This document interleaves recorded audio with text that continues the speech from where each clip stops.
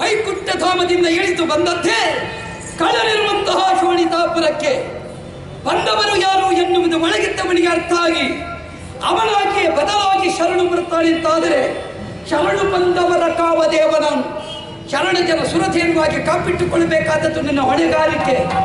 ಆದರೂ ನಮ್ಮ ಸಾತ್ವಿಕತೆ ನಮ್ಮ ದೌರ್ಬಲ್ಯ ಅಂತ ಯಾವ ಕಾರಣಕ್ಕೂ ಭಾವಿಸಬಾರದು. ಮಲಗಿದ್ದ ಸರ್ಪವಾದರೂ ತೊಳಿದಾಗ ಸಟೆದು ನಿಲ್ಲುವಂತೆ, ಗಾಳಿ ಬೀಸಿದಾಗ ಒಳಗಿದ್ದ ಅಗ್ನಿ ಬೂದಿಯಿಂದ ಹೊರಟು ತಾನು ಪ್ರಪಂಚ ಸುಡುವಂತೆ ಸಾತ್ವಿಕತೆ ಎನ್ನುವುದು ರೋಷಭಾವಕ್ಕೆ ಸಿಕ್ಕಿದಾಗ ಸರ್ವವನ್ನು ನಾಶ ಮಾಡುತ್ತದೆ ಎನ್ನುವ ಸತ್ಯ ಸಂದೇಶ ದುಷ್ಟನಾದಂತಹ ಆ ದಾರಿಗನಿಗೆ ಗೊತ್ತಾಗಬೇಕು. ದಾರಿ ಯಾವುದಯ್ಯ ಅಂತ ಅವ ಕೇಳಬೇಕು ಅಂತಿದ್ರೆ ದಾರಿ ಹುಡುಕು ಕೊಡುವ ಒಬ್ಬ ಬಂದಿದ್ದಾನೆ ಎನ್ನುವ ಅರಿವು ಅವನಿಗೆ ಪಡಿ ಮೂಡಬೇಕು. ಅದಕ್ಕೆ ಬೇಕಾಗಿ ತೆಗೆದಿದ್ದೇನೆ ವರಮಹಾಶಂಖ. ಊದಿದೆ ಅಂತಾದರೆ ಕಳ್ಳರ ಅಂತರಂಗದಲ್ಲಿ ಭೀತಾಯ ವಾತಾವರಣ, ಧಾರ್ಮಿಕರ ಅಂತರಂಗದಲ್ಲಿ ಮಂಗಳದ ನಿನಾದ, ಮೊಳಗಿಸಬಹುದಾದ ಸ್ಥಿತಿ ನಿರ್ಮಾಣವಾಗಬೇಕು. ಅವನು ನನ್ನನ್ನು ಹರಿ ಅಂತ ಒಪ್ಪುತ್ತಾನಂತಾದ್ರೆ ನಾನಿನ್ನ ದಾಸನಯ್ಯ ಅಂತ ಪದ್ಯ ಹೇಳಿಕೊಳ್ಳುವಂತಾನೆ. ಅಲ್ಲ, ಅವನು ಒಪ್ಪುವುದಿಲ್ಲ ಅಂತಾದ್ರೆ ದಾಸರನ್ನಾದರೂ ಪಡೆಯಬಹುದಾದ ನಾನು ಅವನನ್ನು ಈ ಅಧರ್ಮದ ಸಂಕೋಲೆಯಿಂದ ಕಳಚಿ ಮತ್ತೊಮ್ಮೆ ನಿಜ ಸತ್ವಕ್ಕೆ ಕೊಂಡೊಯ್ಯುವ ತತ್ವಕ್ಕೆ ಕೊಂಡೊಯ್ಯುವ ವ್ಯವಸ್ಥೆ ಮಾಡಬೇಕು. ಅದಕ್ಕೆ ಬೇಕಾಗಿ ಮಹಾಶಂಖವನ್ನು ಮೊಳಗಿಸ್ತೇನೆ.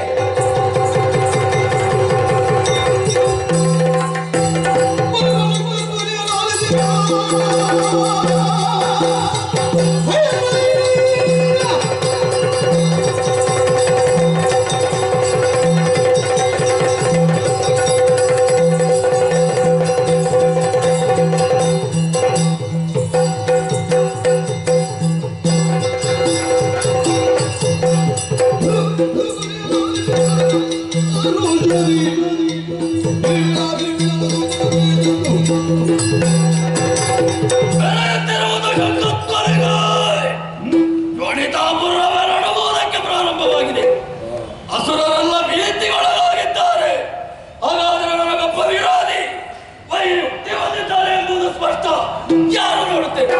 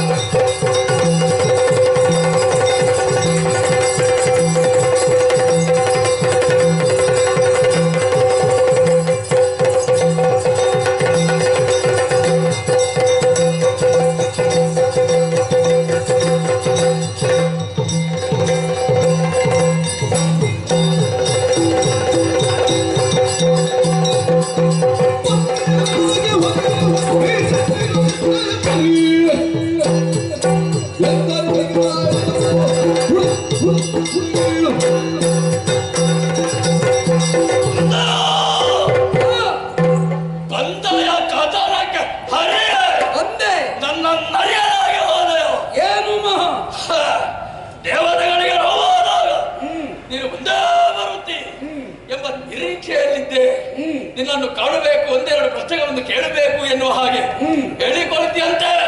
ನಾನು ಧರ್ಮದ ಸಾಕಾರ ಮೂರ್ತಿ, ಧರ್ಮವನ್ನಳಿಸುವುದಕ್ಕಾಗಿ ಇತಿ ಬಂದವನು ನಾನು ಎಂಬುದಾಗಿ ನಡೆದಾಡುವ ದೇವರಂತೆ ಇವ. ಸಿಕ್ಕ ಸಿಕ್ಕ ಹೆಣ್ಣು ಮಕ್ಕಳನ್ನು ಕೊಲೆ ಮಾಡುವ ಪಾಪಿಯೇ. ಯಾವ ಹೆಣ್ಣು ಮಗಳು? ಆ ಆಶ್ರಮವಾಸಿ ಗರತಮಾಲಿನಿಗಳು ಸುಕ್ಷೇಮ ಲೋಕಕ್ಷೇಮವನ್ನೇ ಬಯಸುವಂತಹ ಭೃಗು ಮಹರ್ಷಿಯ ಜಾಯ ಖ್ಯಾತಿ ದೇವಿಯ ತಲೆಯನ್ನು ಕಡಿದೆಯ ಪಾಪಿ, ತಮಾತುರನ್ನು ವಧಿಸಿದೆಯ, ಜಲಂಧರನ್ನು ಇನ್ನೆಲ್ಲವಾಗಿಸಿದೆಯ, ಮನೆಯನ್ನು ಪಾತಾಳಕ್ಕೆ ತಪ್ಪಿದೆಯ? ಈ ಪ್ರಶ್ನೆಗಳಲ್ಲಿ ಕೇಳುವುದಕ್ಕಾಗಿ ಬಂದಿದ್ದೇನೆ. ಹರಿಯನ್ನು ಇನ್ನಿಲ್ಲದಂತೆ ಮಾಡಿ ನಾನೇ ತರುವಂತವರಾಗಿದೆ.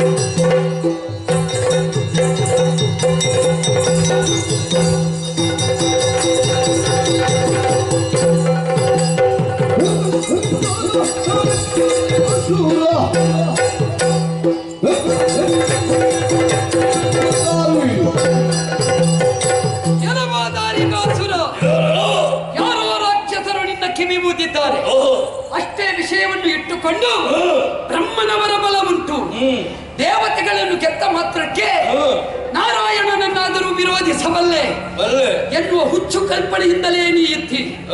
ನಿನ್ನ ಪ್ರಶ್ನೆಗಳೆಲ್ಲ ಎಷ್ಟು ಸಾಧುವಾದದ್ದು ಎನ್ನುವುದು ಸಾಧು ಸಂತರು ಚಿಂತನೆ ನಡೆಸಬೇಕು.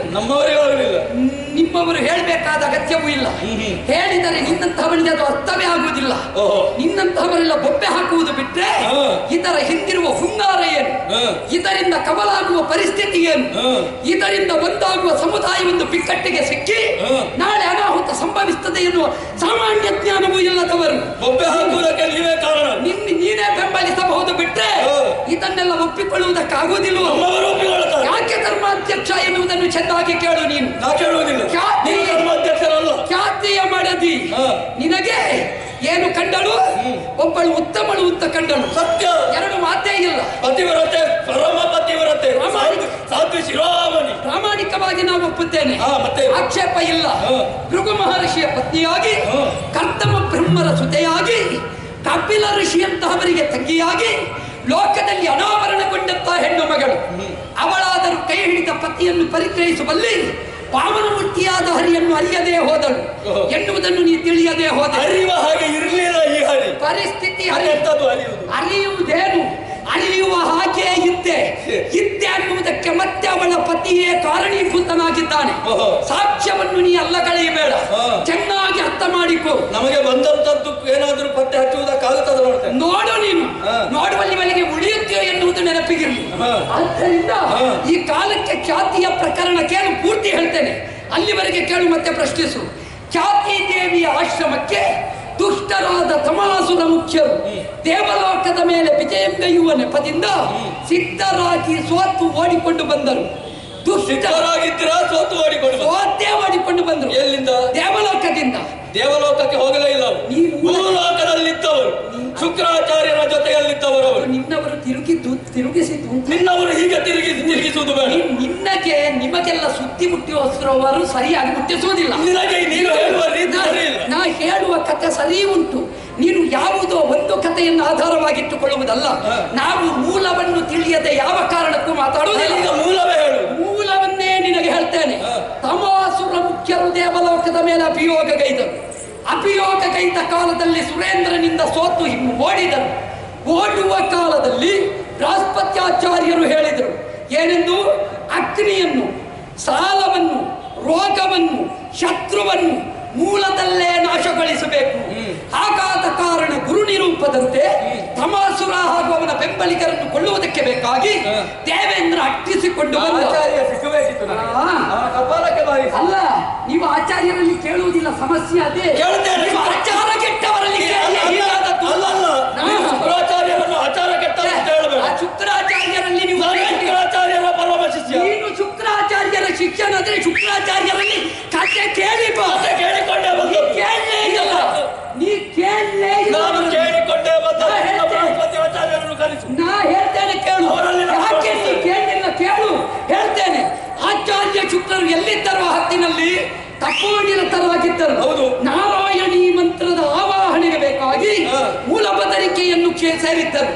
ಆ ವೇಳೆಯಲ್ಲಿ ಅಮರಪ್ಪ ವರುಣ ಯಜ್ಞಕ್ಕೆ ಸತ್ರಕ್ಕೆ ಹೋಗಿದ್ದರು. ಆ ಕಾಲಕ್ಕೆ ರಾಕ್ಷಸರ ದಂಡು ಬಂದು ಕಪಟ ವೇಷದಿಂದ ಖ್ಯಾತಿ ದೇವಿ ಆಶ್ರಮದಲ್ಲಿ ಆಶ್ರಯ ಪಡೆಯಿತು. ಆಶ್ರಯ ಪಡೆದಿದ್ದಾರೆ. ಅವರನ್ನು ಬಿಟ್ಟುಕೊಡಮ್ಮ ಅಂತ ಕೇಳಿದ ದೇವೇಂದ್ರ. ರಕ್ಷಣೆಯ ವ್ಯವಸ್ಥೆ ಒಂದು ಇರುವಾಗ ಆಶ್ರಮವಾಸಿಗಳಿಗೆ ಅದನ್ನು ಅಂಗೀಕರಿಸುವ ಹಕ್ಕಿಲ್ಲ. ಇದು ಶಾಸನ, ಇದು ದೇವ ನಿಯಮ.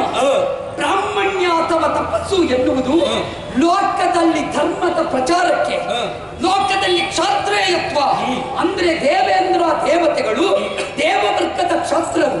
ಅವರು ಧರ್ಮದ ರಕ್ಷಣೆಗೆ, ಧರ್ಮದ ವೃತ್ತಿಗೆ ವೈಶ್ಯತ್ವ, ಧರ್ಮದ ಸೇವೆಗೆ ಶೂದ್ರತ್ವ. ಉತ್ತ ಆಗಬಾರ್ದು. ನಿನ್ನಂತವರು ಹತ್ತೊಂಬತ್ತ ಕೇಳಿ ಬಾಯಿಗೆ ಬಂದಂತೆ ಮಗಳು ಅಲ್ಲ.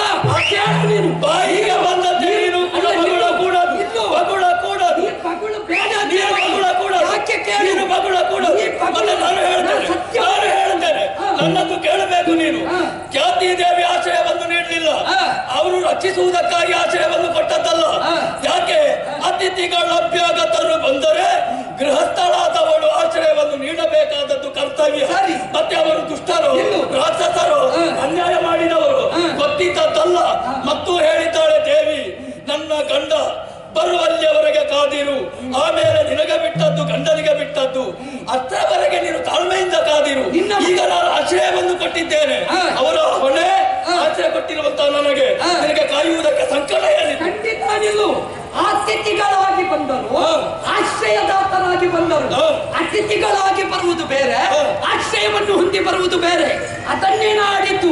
ಅತಿಥಿಗಳಾಗಿ ಬಂದರೆ ಅನಾಥತ್ವದ ಕಂಡು ಅನುಕಂಪದಿಂದ ಆಶ್ರಯವನ್ನು ಒಬ್ಬ ಅನಾಥನಾಗಿ ಬಂದ ಅಂತ ಇಟ್ಟುಕೊಳ್ಳೋಣ. ಅನಾಥನು ಅವನಿಗೆ ನಾಥತ್ವ ಉಂಟು ಅಂತ ಪ್ರಶ್ನಿಸುವುದು ಬೇಡವೇ? ಆ ಗಳಿಗೆಯಲ್ಲಿ ಪ್ರಶ್ನಿಸುವುದಿಲ್ಲ. ಪ್ರಶ್ನಿಸಬೇಕು. ಜೀವನನ್ನು ಕಾಪಾಡಬೇಕು. ಅವಳು ಕೇಳಿಕೊಂಡದ್ದು ಅರಸನ ಬಳಿಗೆ ಬಂದದ್ದಲ್ಲ. ಆಶ್ರಮಕ್ಕೆ ಬರುವಾಗ ಪರಿಪೂರ್ಣವಾದ ವಿಷಯವನ್ನು ತಿಳಿದು ಆಶ್ರಯ ಪಡಬೇಕಾಗಿದೆ. ಇಲ್ಲೂ ಯಾಕೆ ಬಂದಳು ಕೇಳು. ಆಶ್ರಯ ಕೊಟ್ಟ ನಂತರ ಅವರನ್ನು ವಧಿಸಿದರು. ಭೃಗು ಮಹರ್ಷಿಗಳು 10,000 ವರ್ಷ ತಪಸ್ಸು ಮಾಡುವ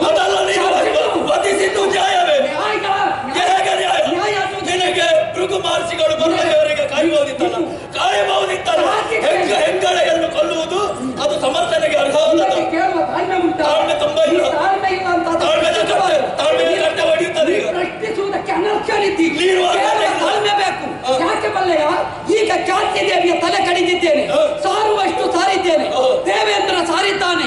ತಾನು ವಿಕಾರ ರೂಪಿಯಾಗಿ ಹರಿಯನ್ನಾದರೂ ನುಂಗಬಲ್ಲೆ, ತಪೋಶಕ್ತಿ ಉಂಟು ಎನ್ನುವ ಕಾರಣದಿಂದ ಮಾಯಾಂಗನೆಯಾಗಿ ನನ್ನನ್ನು ಆವರಿಸುವುದಕ್ಕೆ ಬಂದ ಕಾಲ ಅವಳ ಶಿರಚ್ಛೇದನ ಮಾಡಿದ್ದೇನೆ. ಸುಳ್ಳು ಮಾತಾಡಬಾರದು.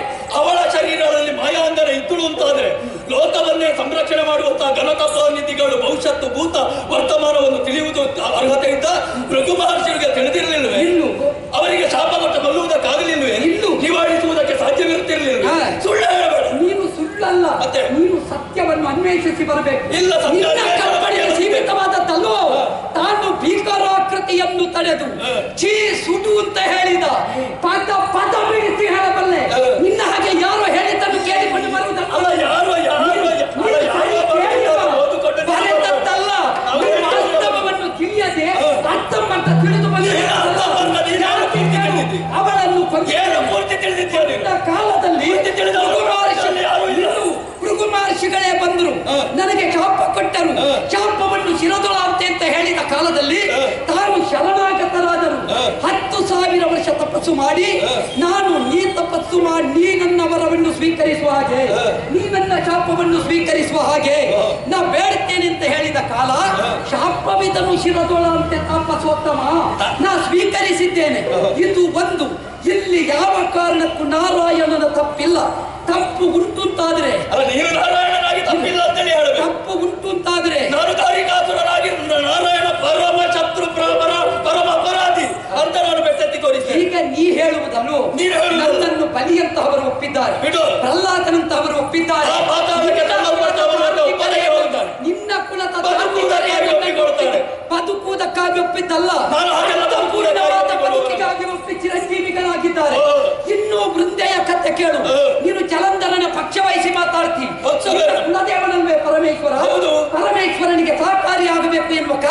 ಮಾಡಬೇಕಾಗಿ ವೈಕುಂಠಕ್ಕೆ ಬಂದು ಪರಮೇಶ್ವರನೇ ನನ್ನನ್ನು ಸ್ತುತಿಸಿದ. ಹಾಗಾದ್ರೆ ನಿನಗೆ ಅಸ್ತಿತ್ವ ಇಲ್ಲ, ನಿನಗೆ ಅಸ್ತಿತ್ವ ಇಲ್ಲ. ಪರಮೇಶ್ವರನಿಗೆ ಸಹಾಯ ಮಾಡುವುದಕ್ಕೆ ನೀನೇನು ದೊಡ್ಡ ನೀ ಪರಮೇಶ್ವರನಲ್ಲಿ ಕೇಳು. ನಾನು ಕೇಳಿ ಅವತ್ತದು ಮೊನ್ನೆ ನೀನು ಪ್ರಸಂಗ ನೋಡದೆ ಮಾತಾಡುವುದಲ್ಲ. ಪ್ರಸಂಗ ನೋಡಿಯೇ ಮಾತಾಡು. ಮಾಡಿಕೊ. ಯಾಕೆ ಗೊತ್ತಾ?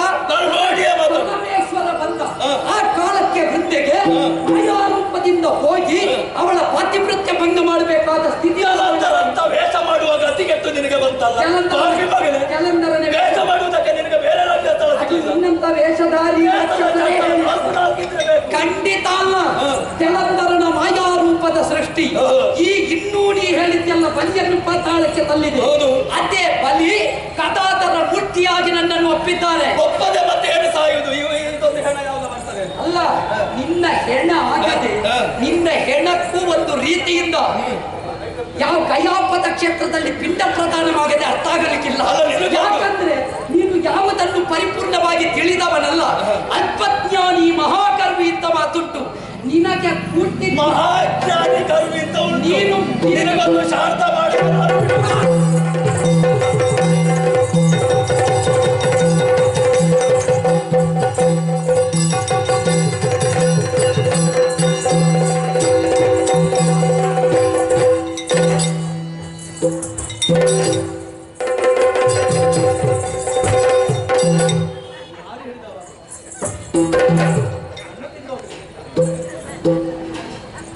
ಮಾತಾಡ್ತಾನೆ. ನನಗೆ ಏನು ಗೊತ್ತಿಲ್ಲ ಅಂತ ಹೇಳಿ ಅವನಿಗೆ ಕಲಿಸುವಷ್ಟು ಗೊತ್ತಿಲ್ಲ. ನಾನು ಮಾತ್ರ ಬಿಚ್ಚುವುದಿಲ್ಲ, ಬಿತ್ತಿಗೆ ಕೊಡುವುದಿಲ್ಲ. ಸಾಯ್ ಮಣ್ಣು ತಿಂದು ಹೋಗಿ ಈ ಓಡಿದವರನ್ನೆಲ್ಲ ಬೆಟ್ಟಕ್ಕೆ ಹೋಗಿ ಓಡಿಸಿಕೊಂಡು ಹೋಗಿ ಕೊಲ್ಲುವವರು ನಾವಲ್ಲ. ಇವ ಸಾಯಬೇಕು ಹೇಗೆ? ನನ್ನ ಉತ್ಕರ್ಷವನ್ನು ನೋಡಿ ಕರುಬಿ ಕೊರಗಿ ಪಶ್ಚಾತ್ತಾಪ ಪಟ್ಟು ಆಮೇಲೆ ಸಾಯ್ಬೇಕು, ಬಾವಿಗೆ ಹಾರಿ ಆತ್ಮಹತ್ಯೆ ಮಾಡಿಕೊಳ್ಬೇಕು. ಅಷ್ಟಾಗದೆ ನಾನು ಬಿಡುವುದಿಲ್ಲ.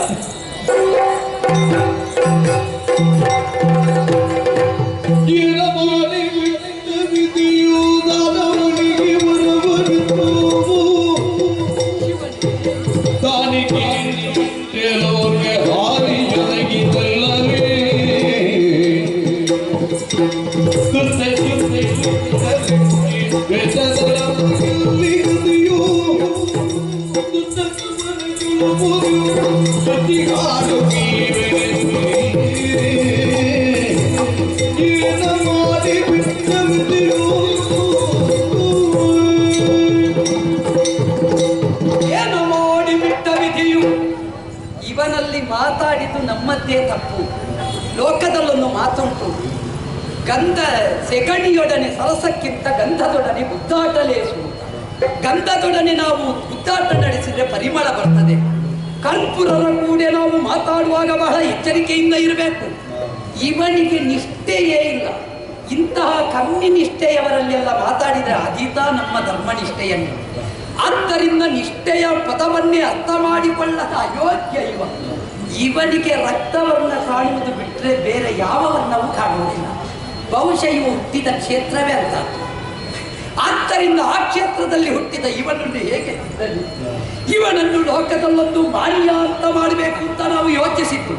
ಇವ ಅಮಾನ್ಯನೇ ವಿನಃ ಮಾನ್ಯ ಆಗುವ ಯಾವ ಲಕ್ಷಣವೂ ಇಲ್ಲ.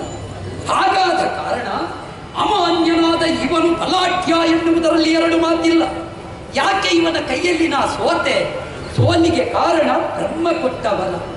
ನನ್ನ ಮಗನೇ ಕೊಟ್ಟ ಚಕ್ರದಿಂದ ಇವ ಗೆಲ್ಲುವುದು. ಅಪ್ಪನ ಯೋಗ್ಯತೆ ತಿಳಿಯದೆ ಮಗನ ಯೋಗ್ಯತೆಯನ್ನು ಕೊಂಡಾಡ್ತಾನೆ.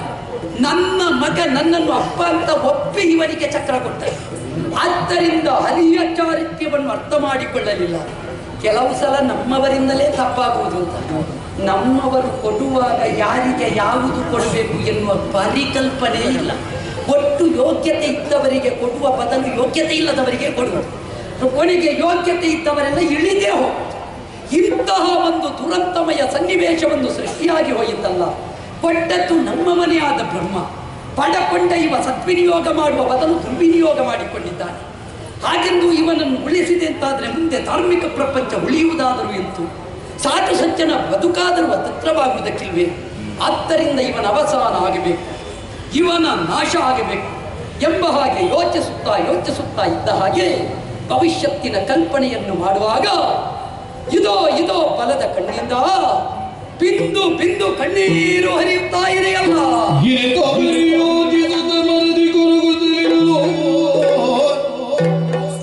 ಕಂಡು ಕೆಳೆಯೋದೇ ಬಿಂದು ತೊಡಗಿದ ಲಕ್ಷಣವೇ ಜನಿಸಿದ